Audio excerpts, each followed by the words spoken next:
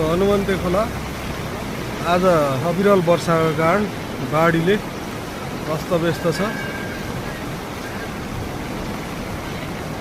यो पुलको जुन अब घरभित्र पानी पस्ने क्रम जारी छ, पुलको जुन मुख पानी आइसकेको अवस्था छ।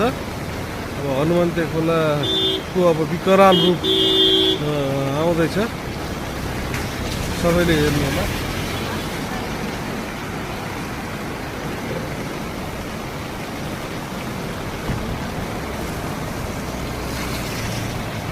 यो चाहिँ गाउँ बस्तीतिर पानी पस्ने सम्भावना अब म्याक्सिमम छ, खोला बढ्ने क्रममा छ। अब अहिले यो भिडियो बनाइराख्दा खोला निरन्तर बढ्ने क्रममा रहेको छ।